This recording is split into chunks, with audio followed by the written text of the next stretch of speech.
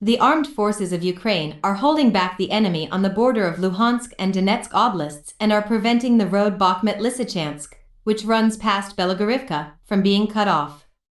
This was reported by the head of the Luhansk OVA Sergei Gaidai. "We are holding back the enemy on the border of Luhansk and Donetsk. The occupants are suffering significant losses, as they admit themselves. Yesterday the Russians wanted to advance into Donetsk, to cut the Bakhmut-Lysychansk road passing by Belogorovka, but again they have nothing to report to their leadership. Under pressure from our fighters, the enemy was forced to withdraw," the head of the OVA wrote. He added that the Russians receive orders to move forward every day, but do not always comply with them because of significant losses of personnel. According to Gaidai, both prisoners and those who communicate with the population in Lysychansk and Severodonetsk admit this. During the storming of Lysychansk alone, the enemy has thousands of dead and wounded.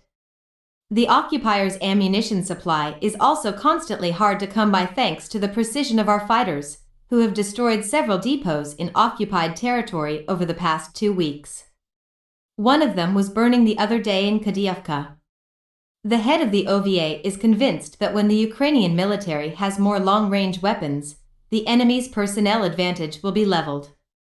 As a reminder, even if the Russians take over Luhansk Oblast completely, the battle for Donbass is not over, and Ukraine will be able to liberate its lands. This was stated by Yuri Sak, advisor to the Minister of Defense. In Kherson region, relatives of the detainees are forced to obtain Russian passports in exchange for their freedom. The occupation authorities on the temporarily occupied territory of the Kherson region do not assume that their goal is to integrate into Russia. Therefore, the parents of the detained people are forced to apply for Russian passports in exchange for their freedom. The head of the executive office of the Kherson Regional Administration, Yuri Sobolevsky, wrote about it on Facebook. Also, the freedom fighters are spreading Russian propaganda on TV, radio, and on social media. The victims of such influence were primarily pensioners, for many of whom today it is not the only way of life, Sobolevsky said.